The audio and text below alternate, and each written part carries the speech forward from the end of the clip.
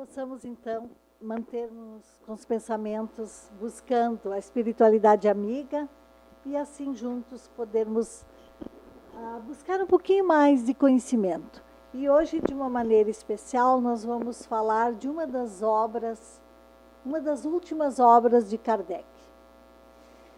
Mas antes de entrarmos propriamente no nosso tema, nós queremos lembrar que no dia 31 de março, comemora-se a desencarnação de Allan Kardec. Então, Allan Kardec foi o pseudônimo adotado pelo professor Hippolyte Léon Denis Rivail, que ele nasceu em 3 de outubro de 1804, em Lyon, na França. Ele realizou a tarefa missionária de codificar, isto é, apresentar em livros, metódica, didática e logicamente organizados e comentados e explicados os postulados da doutrina espírita. Desencarnou no dia 31 de março de 1869 em Paris, na França. Só para fazer uma lembrança, né, do nosso codificador, graças a ele, esse discípulo de Jesus que nos trouxe essa doutrina que nos consola e que nos esclarece, nos traz novas luzes sobre aquilo que nós temos que fazer para buscar a paz, a felicidade tão desejada a todos nós. Nós vamos, então, abordar sobre a última das obras que ele codificou, que é a Gênese. Comemora-se este ano os 150 anos da Gênese. A Gênese é uma obra muito esquecida por nós espíritas. É uma obra que poucos acabam lendo, mas ela traz assuntos muito interessantes. Ela nos esclarece sobremaneira as nossas relações e também vai nos esclarecer as questões do mundo espiritual que nós vamos tentar abordar hoje um pouquinho. Então, ela vai falar sobre os milagres, as predições segundo o Espiritismo. Ela foi lançada no dia 6 de janeiro de 1868, pela Livraria Internacional 15 Boulevard, Montmartre, Paris. O título original é La Gênese, les Miracules et les Prédictions. A capa inicial, a primeira obra, ela tinha aquela capa. Hoje nós temos capas bem diferentes, né? Com o selo do Espiritismo, já com o pseudônimo Allan Kardec. A Gênese, ela divide-se em 3 partes. A primeira parte é a Gênese, a segunda, os milagres e as predições, e sempre lembrando que a Gênese é um desdobramento do Livro dos Espíritos. Assim como o Livro dos Médiuns é um desdobramento, como o Evangelho segundo o Espiritismo, a Gênese e o Céu e o Inferno, né? Então, nós vamos... Pode deixar a última. Isso, pode deixar essa. Então, nós vamos falar um pouquinho sobre o que cada parte nos traz dessa obra. Na primeira parte, então, nós vamos encontrar a preocupação de Kardec. Ele deixa bem claro que o Espiritismo configura a terceira revelação de Deus à humanidade terrena. Ele confirma na Gênese que o Espiritismo é a terceira revelação. Para isso, ele esclarece quais as características da revelação no âmbito religioso e que a revelação espírita tem duplo caráter. Ela é divina e científica. Ele ressalta ainda que na doutrina espírita, tal como ocorre nas ciências positivas, a teoria resulta dos fatos comprovados, isto é, a partir de depoimento de espíritos diversos que vêm narrar a situação em que se encontra no mundo espiritual. É que ele elabora a regra, tendo também em vista a comprovação desta através de inúmeros fatos semelhantes, que atesta a condição espiritual de cada um como resultante do que foi vivenciado na existência terrena e de cada gênero de morte. Kardec também faz uma comparação dizendo que, assim como a ciência tem por objeto o estudo das leis do princípio material, o objeto principal e especial do Espiritismo é o conhecimento das leis do princípio espiritual, ou seja, busca o conhecimento de nós como espíritos, que começamos lá como um princípio inteligente. E em seguida ele conclui que o Espiritismo é a ciência, o Espiritismo e a ciência se completam reciprocamente. Então, quando ele codificou, quando ele lançou o Livro dos Espíritos, ele não se baseou só numa resposta dada pelos espíritos. Foram consultadas centenas e centenas de espíritos, com médiuns de várias partes da Europa. E aquelas respostas que eram semelhantes, ele as aceitava.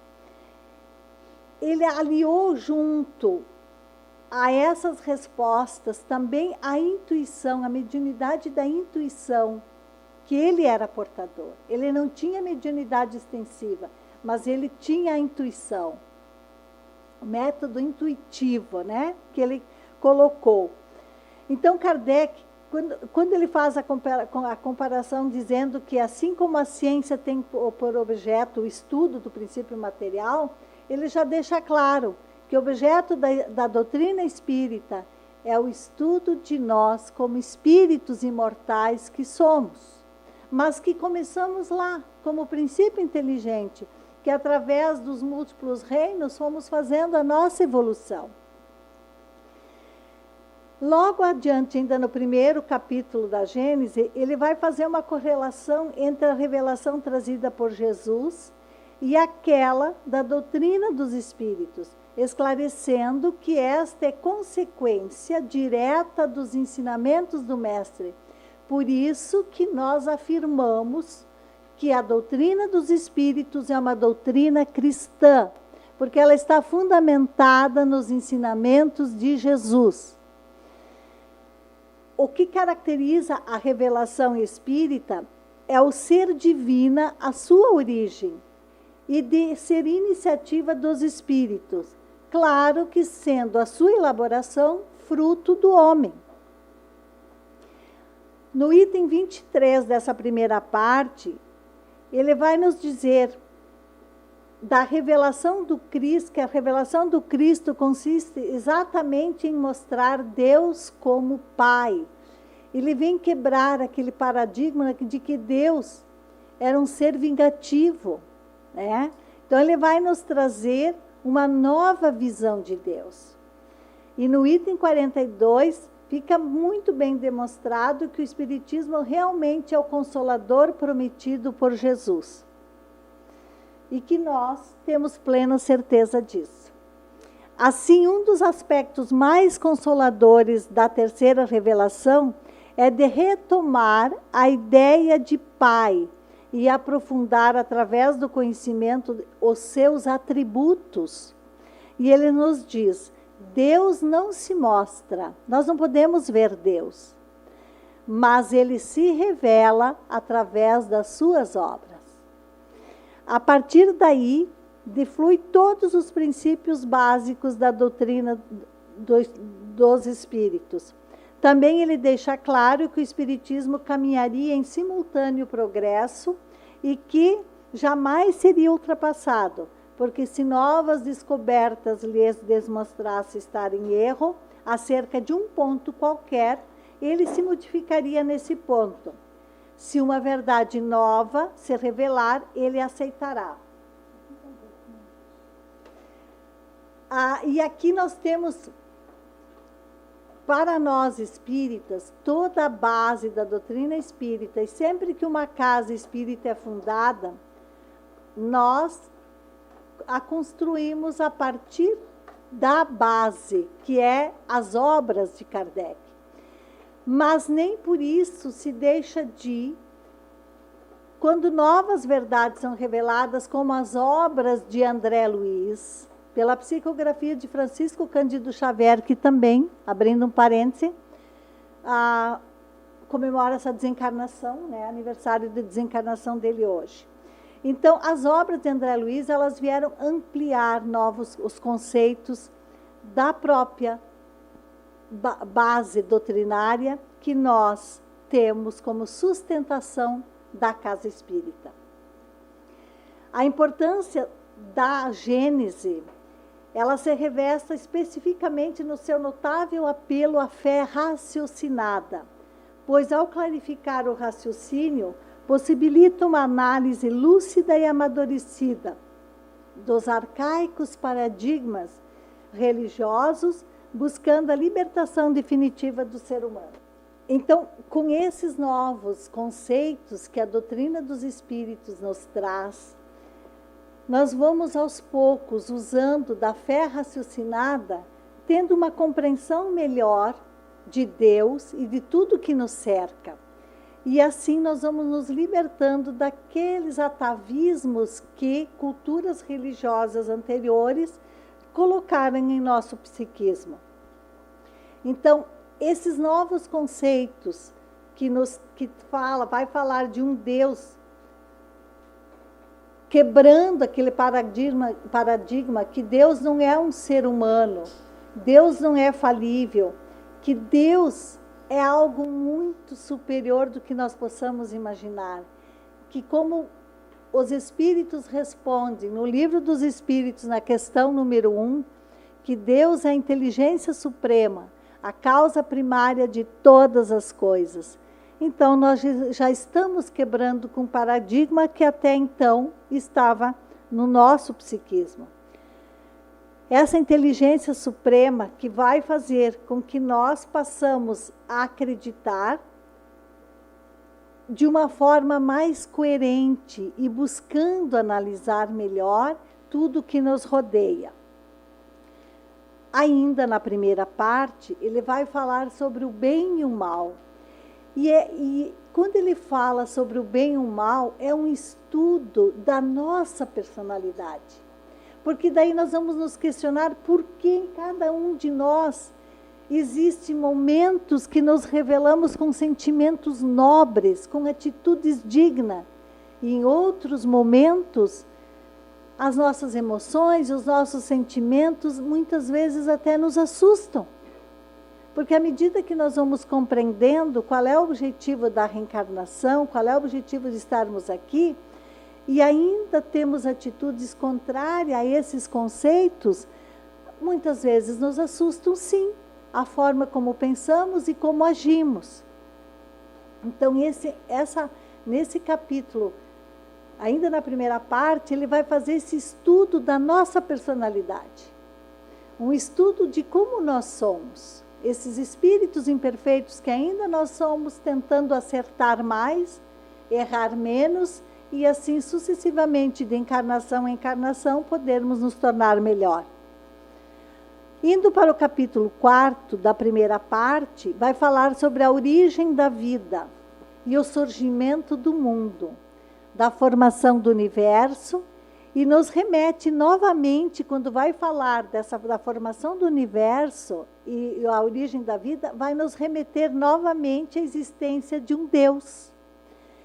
E para a presença de uma matéria cósmica primitiva, o fluido cósmico universal, que é a fonte oculta de toda a matéria existente.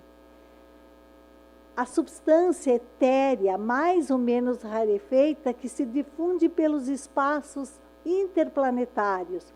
Esse fluido cósmico enche o mundo, mais ou menos rarefeito, nas regiões imensas, opulentas de aglomerações de estrelas, mais ou menos condensado, onde o céu astral ainda não brilha, ainda não divisado, mais ou menos modificado por diversas combinações de acordo com as localidades da extensão, que nada mais é do que a substância primitiva aonde reside as forças universais, donde a natureza atirada todas as coisas.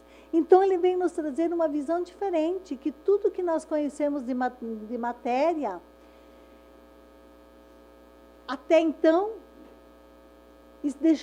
deixava a desejar. Ele vem nos dizer que a origem de toda a matéria que nós conhecemos, aquela que ainda não está descoberta por cientistas, ela tem a sua origem no fluido cósmico universal, que é a matriz, que é a mãe, né? E que está disseminado nesse espaço infinito que nós não conseguimos nem imaginar. Então, Kardec nos diz mais, esse fluido penetra os corpos como um oceano imenso. É nele que reside o princípio vital, que dá origem à vida dos seres e a perpétua em cada globo, conforme a condição deste princípio que em estado latente se conserva adormecido, onde a voz de um ser humano não o chama. Então, ele vem nos dizer que tudo que anima os seres vivos é o fluido vital e que está disseminado nesse imenso universo, né? Depois ele vem nos falar sobre o espaço e o tempo, sobre os períodos geológicos, a formação primária dos seres vivos, o princípio vital, o princípio espiritual, emigrações e imigrações dos espíritos, espíritos vindo de outros planetas para a Terra e espíritos saindo da Terra para outros planetas, né? Também nos fala sobre a Gênese mosaica e outros tantos temas que deixo o convite para que todos possam ler na Gênese. Já na segunda parte, ele vai nos falar sobre os milagres na ótica espírita. E no capítulo 14, traz um significativo estudo da natureza e das propriedades dos fluidos, apresentando uma explicação racional para os fenômenos antes tidos como sobrenaturais e uma abordagem muito importante sobre obsessões e possessões. No capítulo 15, temos uma análise dos fatos relatados no Evangelho de Jesus, considerados milagrosos, como pertencente à ordem dos fenômenos psíquicos, frutos das faculdades e atributos da alma, e, portanto, naturais como todo fenômeno autêntico. Então, ele vem nos dizer que não existe milagres, que para tudo tem uma explicação. Tudo aquilo que nós conhecíamos até então, como que Jesus tinha feito milagre, ele vem nos explicar que o resultante daquilo que Jesus fazia era uma propriedade do próprio Cristo, né? Estava na alma do Cristo, onde ele tinha, ele manipulava o fluido, ele podia fazer o que ele quisesse, pela grandeza, pela inteligência e pela sua evolução espiritual. Na terceira parte, vai tratar da teoria da pré-essência, da possibilidade de conhecermos o futuro, das predições do Evangelho, sempre sobre a ótica espírita. E assim, nesta quinta obra, que é a última do codificador, ele disserta a respeito da transformação da humanidade, o presente momento que nós estamos vivendo na Terra. Então, ele vai enfocar o aspecto de que os tempos são chegados, que os sinais dos tempos estão em toda parte e abre perspectiva plenas de esperança para as gerações do porvir. Enfatiza que o progresso material se processa com rapidez, mas que nos resta conquistar o progresso moral, que ainda nos falta muito.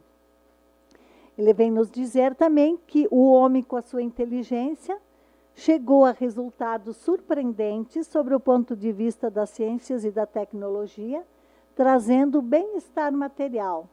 Mas resta-nos ainda um imenso progresso a realizar, a fim de que nós, espíritos, possamos conviver, fazer reinar entre nós a caridade, a fraternidade e a solidariedade, que lhes assegura, que vai nos assegurar, então, o bem-estar moral. Não poderiam consegui-lo nem com suas crenças antigas, nem com as instituições antiquadas, restos de outra idade, boas para certa época, suficientes para um estado transitório, mas que, havendo dado tudo o que comportava, seria hoje um entrave. Não tem mais como aceitarmos o que se pensava há 100 anos atrás, ou há 50 anos atrás. Basta analisarmos o progresso que nós temos hoje, né? Então, já não é somente desenvolver a inteligência, ou de que os homens necessitam, mas de elevar o sentimento. E para isso, faz-se necessário destruir tudo que superexcite neles o egoísmo e o orgulho, que são as duas chagas da humanidade. Kardec, quando ele escreve esse texto, parece que ele está vivendo aqui conosco hoje, né? Tudo que nós vemos, percebemos hoje na convivência com a nossa sociedade, parece que é hoje que ele esteve entre nós.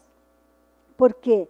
Porque a doutrina que ele nos trouxe, ela transcende o tempo, ela se torna universal e intemporal. Atende, assim, às necessidades básicas do ser humano, responde às indagações e abre perspectivas novas e insuspeitas até então. Nós estamos vivendo num tempo novo. Para alcançá-lo e vivê-lo, é fundamental que todos nós, aqui encarnados, e os que estão desencarnados e que no futuro também estarão aqui, precisam se renovar por inteiro. Não tem como fazermos parte de uma humanidade renovada se nós não nos renovarmos. Por isso, Kardec afirma: hoje, não mais as entranhas do planeta que se agita, mesmo que de vez em quando, como hoje, né, teve um terremoto que repercutiu até no Rio Grande do Sul, né, lá na Bolívia, que assustou muita gente por aqui também. Mas mesmo assim, hoje, o que mexe conosco, sim, são as questões morais. Nós já não conseguimos mais aceitar corrupção, nós já não conseguimos mais aceitar indignidade, enfim, isso já está nos balançando. Então, essas questões morais que nós precisamos trabalhar. Lá no Evangelho, no capítulo 20, no item 4, quando os espíritos vão trabalhar, Kardec vai trabalhar a missão dos espíritas, ele tem um parágrafo que diz assim: não escutai já o ruído da tempestade que há de abalar o velho mundo e abismar no nada o conjunto das iniquidades terrenas? Sim, de todas as partes da terra vão produzir-se as subversões morais e filosóficas. Aproxima-se a hora que a luz divina se espargirá sobre os dois mundos. Há o mundo moral que se apresenta revolto, com todas as suas estruturas que vão desmoronando, enquanto a inversão dos valores preponderar e concitar o ser humano ao domínio dos instintos, até que este se conscientize de que é um espírito imortal e faça a sua viagem de volta como o filho pródigo da parábola. A regeneração da humanidade que está na Gênese passa por este caminho. Sabe Deus o que ainda virá pela frente. Como diz Divaldo, nós não chegamos ainda no fundo do poço. Então, a gente não sabe ainda o que nos aguarda. Mas, acima de tudo, seja o que for, não podemos mais pretextar ignorância, pois já conhecemos a verdade, ou parte dela, exatamente a de que necessitamos para superar quaisquer dificuldades. O estudo do livro da Gênese é uma viagem. É uma viagem que nós realizamos pela natureza humana, sua origem, seu fruto, conduzido pelo raciocínio lúcido e atilado de um dos maiores discípulos do Cristo, que foi Allan Kardec. Iniciamos pela existência de Deus, seguimos pela Gênese, observamos as transformações planetárias, passamos pelo princípio espiritual enfocamos sua união com a matéria, identificamos as leis que regem esta relação, adquirimos o sentido da reencarnação e da evolução, conhecemos os atributos naturais da alma, analisamos as propriedades dos fluidos, saímos do sobrenatural, pressentimos o futuro, chegamos na finalidade da nossa existência. Temos nesse roteiro a síntese do processo evolutivo da Terra e uma visão de conjunto que nos revela a função educativa do nosso planeta Terra. No seu capítulo final, ele vai nos alertar que nós estamos no final de um ciclo e início de outro. O educandário terreno será promovido em seu grau de instrução e evolução. Nem todos conseguirão ser aprovados para acompanhar tal processo. Mas o que é mais importante para nós é que este estudo nos obriga a refletir sobre como nos situamos neste contexto. O que nós estamos fazendo para bem aproveitar a nossa encarnação atual. O que cada um de nós está fazendo. Para que no amanhã, mais aprimorados espiritualmente, possamos voltar a habitar a Terra em condições melhores do próprio planeta e de nós mesmos. Então, que nesta noite nós possamos refletir um pouquinho sobre a nossa trajetória, como bem a Gênese nos vem lembrar, o que cada um de nós está fazendo de proveito para si próprio e para os seus que estão ao seu derredor, porque cada um de nós, quando se torna um pouquinho melhor, ele passa a ser uma luz para o outro. E já Jesus já nos dizia, brilhe a vossa luz. E só poderemos fazer brilhar a nossa luz se a tivermos. Então, que possamos refletir. E não deixamos. Vamos ler a Gênese. As obras básicas, nossa, são tão baratinhas. Eu não sei quanto custa uma cerveja, mas eu acho que ela não custa muito mais do que uma cerveja. Vamos nos instruir um pouquinho mais. Até nos instruindo, nos conhecendo melhor e assim melhor fazer o nosso aprimoramento moral. Que Jesus, esse mestre, amigo de todos os tempos e de todos nós, possa continuar acalentando em nossos corações a vontade de sermos melhores a cada dia. Que Ele possa transformar os nossos corações ainda muitas vezes vacilantes na busca de uma fé mais sólida e sermos mais solidários, sermos mais fraternos e na convivência buscar a paz e a harmonia. Que assim seja.